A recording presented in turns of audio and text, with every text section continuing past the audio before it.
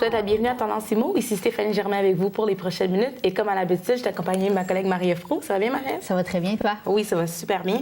Donc, l'été approche à grands pas, Marie-Ève. Et aujourd'hui, on se transporte plus sur le balcon. Oui. Quand c'est l'été, on aime bien être installé sur notre balcon, à ne pas confondre avec la terrasse. Exactement. Puis déjà, comme le week-end passé, on a pu un peu profiter oui, c'est ça.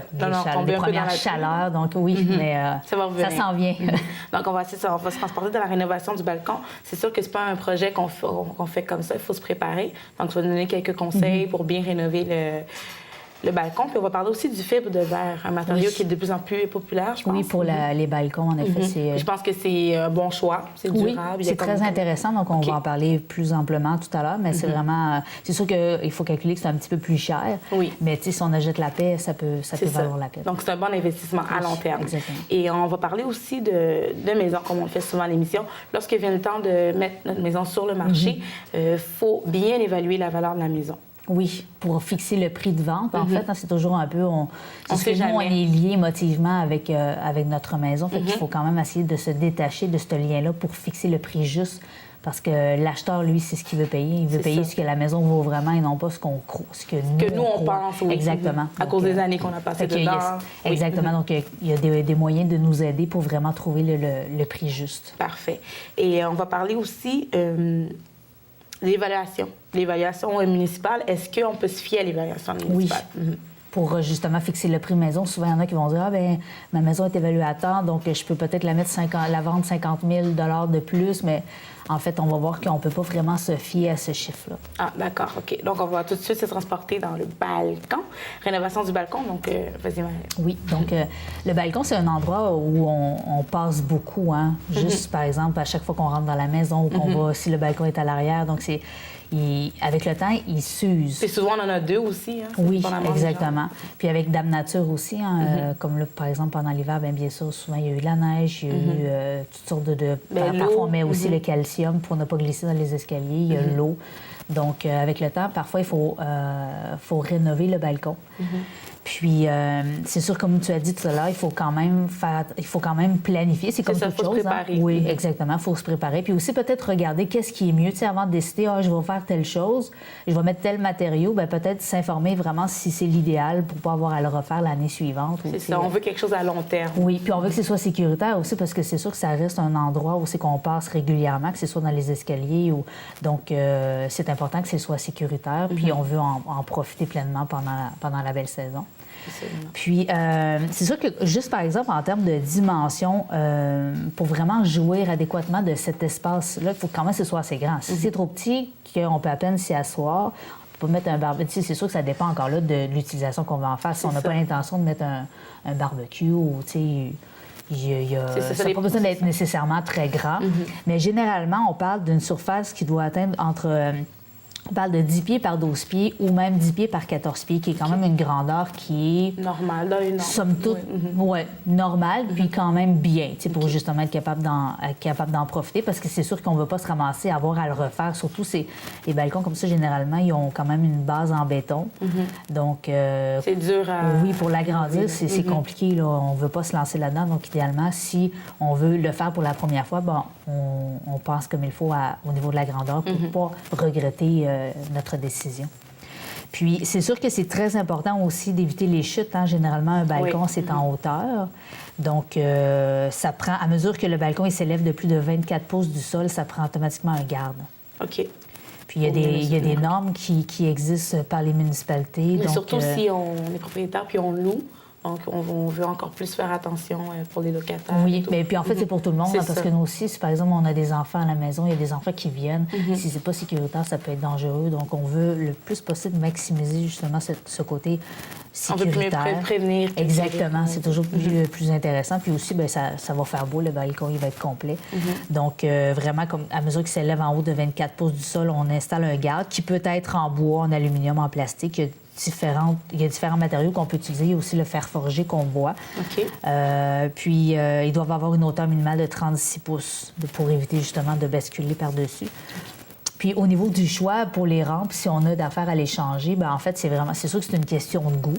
Mais il y a l'aluminium qui est très intéressant. C'est facile à assembler, pas besoin d'entretien, tu n'as pas besoin de le repeinturer, Donc, ça on peut roule le faire pas. facilement tout seul. Ben, en fait, c'est sûr que les experts vont toujours dire que c'est mieux de les faire installer. Hein. Tu peux certainement acheter toi-même ta rampe, mais ça peut devenir compliqué. Comme par exemple au niveau de la section de l'escalier. Si les escaliers ne sont pas à l'équerre, ne sont pas droites, là, c'est sûr que ça peut être tout un casse-tête. Oui, donc parfois, c'est peut-être plus simple de faire affaire avec quelqu'un, avec un spécialiste, mais encore là, c'est sûr que pour chacun, il y en a qui préfèrent sauver des... Oui, il y en a qui sont bricoleurs, il y en a qui veulent sauver des sous. Donc, pour revenir aux rampes en aluminium, en fait, il y a un émail d'acrylique qui, en tout cas, c'est enrobé d'émail d'acrylique qui permet de préserver le fini original. Fait que tu n'as jamais besoin de le peinturer. Fait que souvent, ce qu'on veut, on n'a pas beaucoup de temps, on ne va pas avoir chaque année à repeindre ça. Donc, on peut y aller. C'est une bonne solution d'y aller dans la simplicité puis d'y aller avec des éléments qu'on a plus ou moins besoin d'entretenir. Okay. Fait que l'aluminium pourrait être intéressant justement pour les rampes, donc qui résistent donc à la corrosion, ne gonfle pas. Le bois, ça peut être un problème, ça peut craquer aussi. Ça donc, gonfle, oui. Oui, c'est beau, là, c'est différent, mais c'est peut-être moins pratique. Oui, en fait, c'est d'y aller selon ce qu'on veut. Si on veut avoir en bois, c'est juste qu'il faut s'attendre à le refaire plus souvent. Exactement. Puis justement, pour le bois, on ne voit pas ça souvent parce que le bois, c'est beaucoup plus pour la terrasse, mais ça peut arriver qu'on en voit sur les balcons. Il faut juste faire attention selon des conseils que j'ai vus de l'Association provinciale des constructeurs d'habitation du Québec, donc l'APCHQ, c'est que de mettre le bois au niveau de la surface. Ce n'est pas vraiment... on parle vraiment de la surface au niveau du sol. Le revêtement, c'est pas une bonne chose. Non, c'est pas une bonne chose. Pourquoi? C'est quoi qu'il disait? Bien, il y a vraiment comme un débat au niveau du bois traité qui peut être nocif pour la santé. Okay. Donc, il faut faire attention à ce qui peut être utilisé. Au niveau de la PCHQ, on recommande plus le cèdre de l'Ouest qui serait meilleur à utiliser si on veut vraiment mettre du bois à la surface, le revêtement de surface. Puis en fait, c'est vraiment... on parle, par exemple, que le bois, il peut y avoir des petites éclisses qui se lèvent, donc ça peut être dangereux si on marche du pied. OK, oui. Donc, blessures. Alors, c'est sûr qu'il y a d'autres types de matériaux, mais en fait, si on veut vraiment le faire en bois, on peut.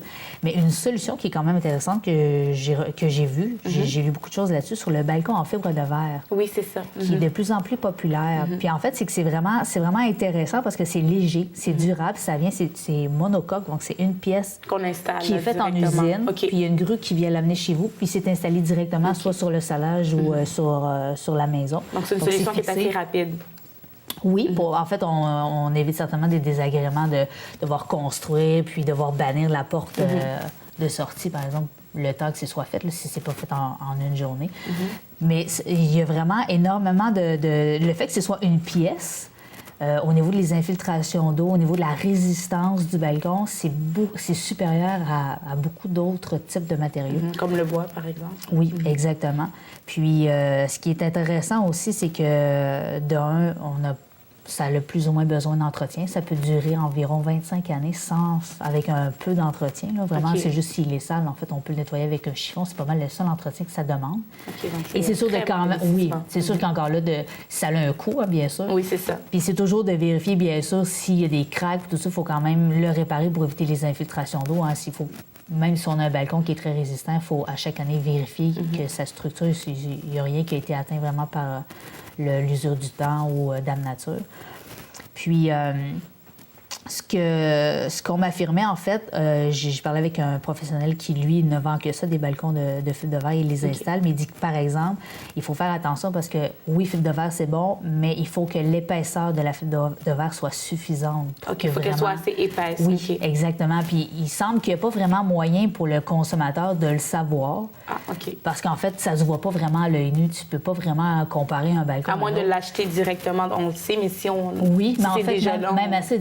Par exemple, je te présente 2 balcons en fibre de verre. Est-ce que vraiment tu vas voir la différence? Il semble que c'est pas évident, mais ce que l'expert me dit, c'est vraiment la meilleure chose à faire, c'est de faire affaire avec des entreprises de renom qu'on peut aller voir qu'est-ce qu'ils ont fait. Ça revient toujours, hein, mais c'est important. Des fois, on veut sauver du temps, mais ça peut être important parce que quand on a un investissement comme celui-là, où on ne veut pas avoir à le changer une année après, puis encore là, il y a les garanties qu'il faut toujours suivre parce que s'il y a des problèmes après, c'est des casse-têtes, c'est une perte de temps, une perte d'argent. Donc, il dit vraiment s'assurer de demander des références, faire affaire avec une entreprise qui le fait depuis longtemps, un spécialiste de balcon de fibre de verre. Que lui va le savoir, peut-être. Exactement. Donc, c'est vraiment, il dit de faire attention, vu qu'il n'y a pas de normes. Pour ça, c'est juste qu'en fait, on va se ramasser avec des problèmes d'infiltration d'eau, d'autres types de problèmes, si jamais c'est pas assez épais. OK. Fait que je trouvais ça comme très intéressant. Puis aussi, le fibre de verre, d'un, c'est antidérapant. Parce que souvent, on peut mettre des textures, donc c'est intéressant parce que des fois, c'est un problème. Il y a de la pluie, on ne veut pas. C'est ça, puis des fois, on est pressé.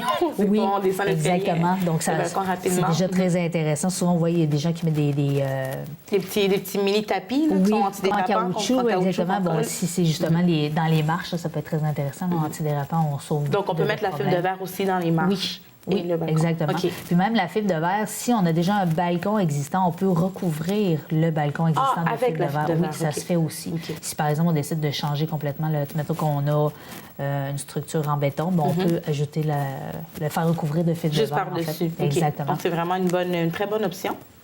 Oui. Justement, le topo de la semaine porte sur les balcons. Donc, notre équipe est allée rencontrer encore une fois Sophie Bergeron de Benjamin Moore. Elle va nous donner des astuces sur comment décorer le balcon, rendre ça un petit peu plus convivial. Oui. Donc, on va aller voir le topo de la semaine et on revient tout de suite après. En ce qui concerne la décoration, le fait d'embellir son chez-soi pour être bien, mais aussi pour bien accueillir les gens, ça va au-delà de l'entrée. Ça commence même à l'extérieur. L'impression qu'on a d'une maison, à savoir si c'est chaleureux, si on va y être bien, commence dès l'entrée, dès la porte extérieure. Donc, il peut être intéressant de le décorer aussi, cette section-là, de décorer son balcon. Que ce soit avec un paillasson, des lanternes, des plantes extérieures, c'est toujours agréable de se faire accueillir avec de la décoration. Au-delà de la décoration de son entrée, il est aussi important de décorer sa terrasse. L'été est court, on veut en profiter au maximum et c'est toujours très agréable de dîner, de souper en bonne compagnie à l'extérieur.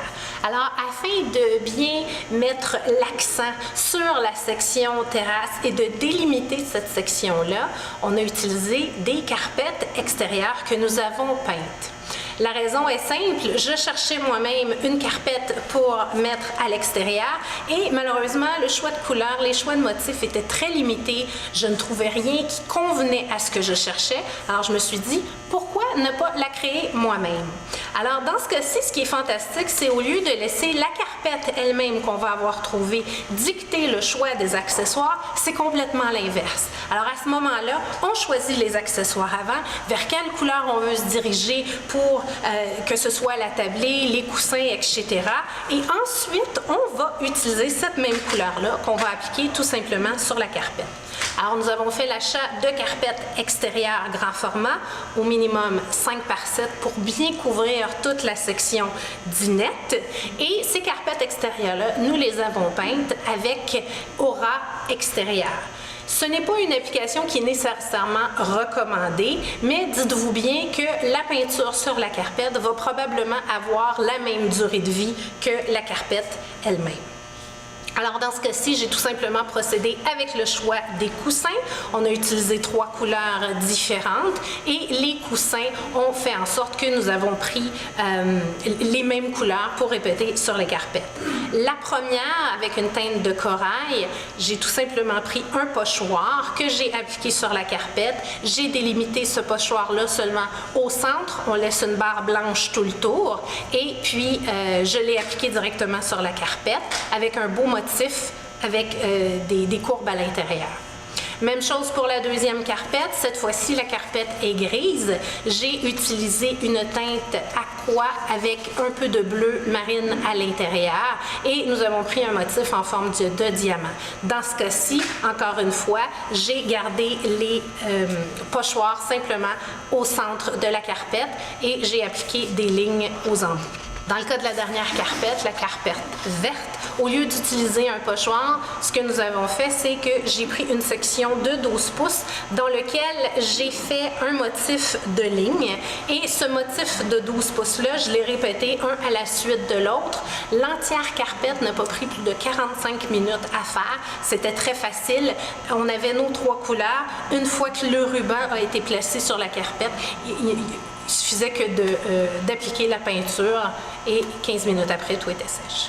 Ce que je recommande aussi côté déco, au lieu d'acheter les mêmes coussins pour toutes les chaises, regardez les chaises d'embout avec des coussins différents. Toujours dans les mêmes teintes, mais changer peut-être le motif qui est à l'intérieur. De ne pas hésiter à agencer justement différents motifs et aller chercher une texture au niveau de ces coussins-là. Ça rend l'ambiance encore plus chaleureuse et plus intéressante.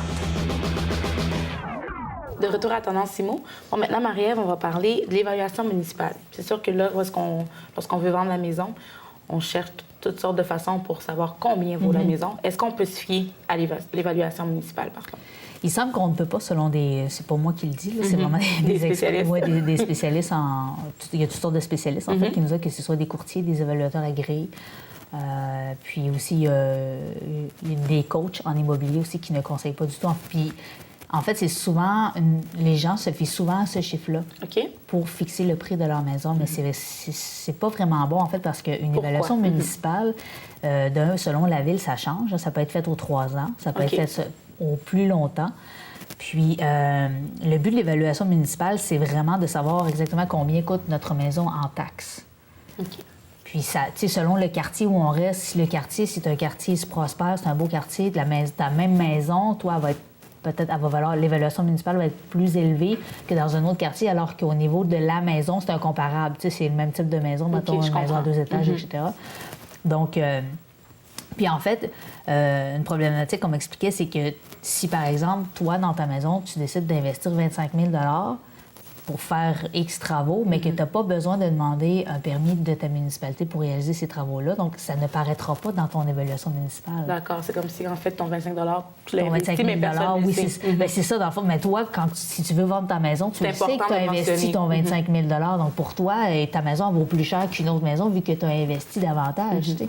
Donc, juste à ce niveau-là, c'est sûr qu'on ne peut pas vraiment se fier à ce prix-là parce que c'est vraiment en fonction. Il faut voir tout ce qui a été fait dans la maison.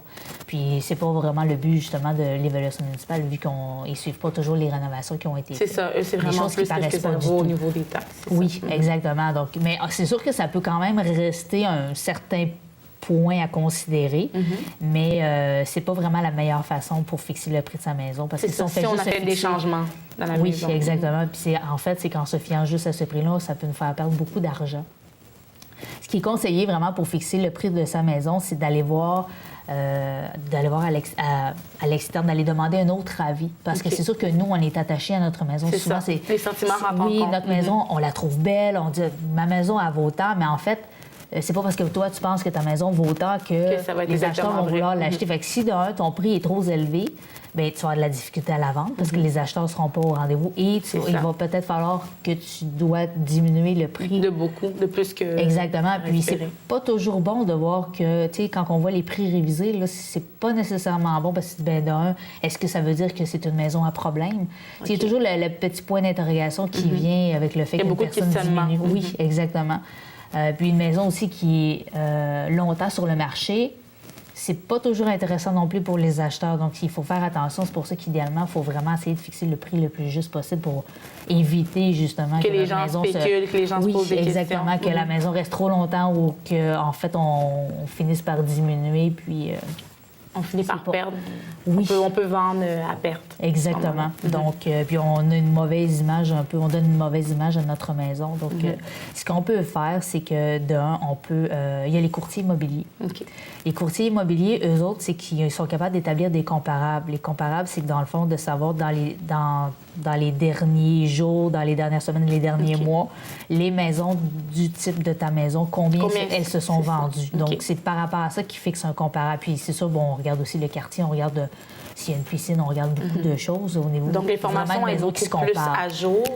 Oui, parce que le marché immobilier, ça bouge beaucoup d'une fois à l'autre. Donc, ça peut être intéressant de vraiment regarder au niveau assez rapproché qu'est-ce qui a été vendu pour voir combien est-ce qu'on peut fixer le montant de notre maison. Puis, en fait, souvent, bon, ça peut nous donner une certaine... braquette de prix. En fait, puis en fait, c'est de regarder vers lequel on peut se diriger. Si, par exemple, les maisons dans le comparable sont évaluées, se sont vendues entre 215 et 250 000, bien là, on a une idée, fait qu'on peut fixer le prix entre ces deux montants-là. Si, par exemple, on a fait des rénovations qui valent... Si c'est comparable avec... Oui, on peut justement regarder, l'additionner. Par exemple, moi, j'ai mis 25 000 de plus pour changer toute la cuisine. Bon, ma cuisine est plus belle, donc je peux augmenter mon prix un petit peu. De temps. Mais il y a aussi, bien sûr, le facteur temps. Si on est pressé de vendre notre maison, bien, peut-être qu'on va se situer plus au niveau du 220 000 que du 260 000. Parce qu'on veut la vendre plus rapidement. Oui, exactement. Versus si nous, ça ne nous dérange pas, puis on est prêt à attendre le bon acheteur, celui qui va être prêt à payer le montant le prix qu'on veut. Oui, exactement, le prix qu'on veut. Donc, c'est sûr que c'est c'est à vérifier. C'est vraiment... Le courtier aussi sont bien placés pour nous conseiller. C'est ce qu'ils font à temps plein. Exactement. Ils connaissent bien la région. Généralement, ils sont aussi par région. Donc, ça peut être intéressant d'aller chercher de ce côté-là. Puis, en fait, c'est sûr que là, en fait, il y a une contradiction. Les courtiers vont dire que ce prix-là, ils vont vous l'offrir gratuitement, l'évaluation de votre maison, tandis que les évaluateurs agréés... Ils font payer, je pense. Oui, ça peut coûter jusqu'à 400 $ pour faire évaluer ta maison. Mais eux autres, ils vont dire qu'ils n'ont pas de parti pris parce qu'en fait, eux autres, ils n'ont aucun intérêt. C'est ça. Okay. Ils sont impartials parce que les autres, ils vont juste évaluer votre maison. Puis ils n'ont pas affaire à OK, je veux vendre cette maison-là parce que finalement, les courtiers sont payés de quelle façon? À la vente de la maison, leur commission. Donc, mais les courtiers, en tout cas, c'est sûr que j'ai parlé avec plusieurs personnes, puis il y avait vraiment un débat entre les deux. C'était assez drôle, mais c'est sûr, chacun prêche un peu pour sa paroisse. Mais en fait, on me disait que au niveau de l'Ordre des évaluateurs agréés du Québec, que c'était vraiment mieux de faire affaire avec un évaluateur qui est complètement impartial. C'est son travail de fixer les prix. Fait que lui, il n'y a rien qui l'influence. Lui, il doit, même s'il est payé par l'acheteur, généralement, par le vendeur, parce que le vendeur, il paye l'évaluateur pour savoir à combien fixer le prix de sa maison. Mais en fait, oui, il est payé, mais lui, il n'est pas du tout... Il travaille... Ça. Il va dire la vérité. Il va être le plus en juste fait, possible. il est tenu, selon l'ordre, d'être impartial. Puis c'est sûr qu'il peut y avoir des recours, il y a toutes sortes de garanties qui sont offertes par l'ordre. Si bien sûr, on fait affaire avec un évaluateur qui est membre, qui est accrédité. Donc, c'est la meilleure option, c'est l'évaluateur. Oui, OK. Ça peut être vraiment une bonne option. Puis en fait aussi, l'évaluateur, ça peut être intéressant parce que, par exemple, si on veut refinancer notre maison, ou il y a certains cas où c'est que la banque peut avoir besoin du rapport de l'évaluateur pour savoir combien vaut la maison. Donc, à ce moment-là, c'est un rapport qu'on peut utiliser de d'autres façons, ce qui peut être intéressant pour le vendeur ou l'acheteur. Donc, c'est quand même des bonnes options, mais c'est sûr qu'on y va tout dépendamment de notre besoin. C'est sûr que si on a un agent immobilier, que ça fait longtemps qu'on fait affaire avec lui, donc on peut continuer comme ça. Oui, si on a bien confiance, oui, c'est sûr. C'est sûr qu'en même temps, souvent, quand on vend la maison, on va toujours trouver une façon que ça nous coûte le moins cher possible. Alors que les gens disent, bien, je vais payer le courtier, mais parce qu'on doit payer la commission, fait que je vais éviter de payer l'évaluateur. Exactement. Des fois, c'est une dépense supplémentaire qu'on peut peut-être... mais c'est à voir, est-ce que vraiment tu vas sauver de l'argent avec ton courtier? Même aussi, il y a la question que c'est ça, proprio direct ou du proprio, qu'on vend la maison sans... Sans commission, je pense, ça se fait. Oui, c'est sans commission. Comme pas du proprio, c'est directement le propriétaire qui vend. Puis là, en fait, moi, on me donnait comme avis... par exemple, si on peut voir combien ils ont vendu leur maison aux autres, mais en fait, ils disent qu'il ne faut pas se fier à ça non plus parce que les gens, ils écrivent bien ce qu'ils veulent. Si, par exemple, toi, ta maison est à vendre à 250 000, si j'ai vendu à 250 000, il y a des gens que ce soit parce qu'ils ne veulent pas que les gens par connaissent. Orgueil. Oui, par orgueil. Je ne veux pas dire, bien, ma maison, je l'ai vendue 50 000 en bas de ce que je voulais. T'sais. Donc, c'est pas... On ne peut pas se fier non plus on ne à peut pas 100%. du tout se fier à ça parce que la personne dit bien ce qu'elle veut dire, que ce soit par fierté mal placée ou par... Donc, il faut quand même être très prudent quand on regarde les prix, les évaluations qui sont sur ce type de une bonne façon aussi de se promener dans le quartier où est-ce qu'on veut aller. On en avait déjà parlé dans une autre émission. D'aller se promener, de regarder un peu c'est quoi les prix, combien ça se vend. On peut faire aussi notre acheteur, tu sais. Même si qu'on vend, on peut agir en tant qu'acheteur. Il y a une façon aussi, dans le fond, avec le registre foncier du Québec, on peut savoir, il y a des centaines de maisons qui sont listées, qu'on peut savoir combien ont été vendues au cours des je sais pas jusqu'à... L'information est mise à jour, j'imagine. Oui, donc ça peut donner une bonne idée. Puis on a vraiment des chiffres qui sont justes parce qu'ils sont capables de savoir vraiment c'est quoi les montants. Puis il y avait aussi... la Société canadienne d'hypothèque et de logement qui met... Elle publie des rapports sur le marché de la revente. Ça s'appelle Actu Habitation pour différents secteurs. Je sais qu'à Montréal, il y a toutes les grandes villes. Je ne sais pas si, par exemple, il y a Laval où il y a des secteurs sur la Rive-Nord, mais je sais certainement qu'il y a Montréal, fait que probablement la grande région métropolitaine qui donne justement des prix de vente. Donc, on a juste écrit sur Internet. Oui, sur le site de la Société canadienne d'hypothèque et de logement. Donc, on cherche le rapport Actu Habitation qui peut donner d'autres informations quand on veut avoir une autre idée, en fait. Donc, on a quand même assez d'outils. Oui. C'est juste d'y aller avec, premièrement, notre budget, puis aussi, c'est une question de confiance. C'est à qui qu'on fait confiance. Parce que... Puis c'est sûr que c'est quand même important de bien fixer le prix de sa maison si on veut pas rester pris. Des fois, tu vois des maisons ça fait 2 ans qu'ils sont à vendre. Puis là, les gens se C'est- demandent pourquoi, oui. qu'est-ce qui se passe. Puis après ça, toutes sortes souvent, de rumeurs. la confiance est perdue. Là. Est-ce que toi, tu achèterais une maison qui ça fait 2 ans qu'elle est sur le marché? C'est ça, non. Donc, Maria, on va faire un petit retour sur l'émission d'aujourd'hui. Donc, c'est sûr que l'été s'en vient, on a parlé de balcon. Donc, c'est sûr que c'est un endroit où est-ce qu'on veut passer du temps, soit mettre un barbecue, inviter des amis. Donc, avant de rénover, c'est sûr qu'il faut se préparer. Donc, on se planifie ça avec un expert ou on peut le faire tout seul, mais on se prépare avant tout. Et on a parlé aussi de la fibre de verre. Oui, qui est une solution intéressante pour ceux qui veulent avoir un balcon sans se casser la tête pendant des années. C'est ça, je pense que c'est jusqu'à 25 ans que ça peut Oui, durer. Donc, avec un minimum d'entretien, on manque un peu de temps. Fait que des fois, ça peut être la solution pour des Rapide, gens qui c'est veulent s'éviter bien des soucis de refaire le balcon à chaque année, comme de le reteindre. Donc, ça peut être c'est ça. intéressant. Puis je pense qu'on peut juste le mettre par-dessus si on a Oui, déjà une ça se fait de une faire plateforme. de recouvrir le balcon déjà existant avec la fibre de verre. Il y a plusieurs entreprises qui font ça, donc juste s'assurer que ce sont vraiment des spécialistes et des gens qui sont accrédités. Oui, c'est ça, parce que je pense qu'il y a L'épaisseur, l'épaisseur oui, aussi qui est important, donc, d'évaluer. s'assurer que notre investissement il en vaut le coup aussi. Donc, on s'informe, on prend des références. Absolument. Puis on a parlé aussi d'évaluation de la maison. C'est sûr que quand on veut mettre notre maison sur le marché, il faut savoir combien qu'elle vaut. Oui. On essaye de mettre les sentiments de côté. Oui, pour avoir le prix le plus juste possible, pour justement avoir celui... Le prix le plus juste possible, c'est celui qu'on est prêt à obtenir pour notre maison, mais Oui. aussi celui que l'acheteur est prêt à payer pour C'est ça. l'avoir. Puis on n'attend pas trop longtemps non plus. Oui.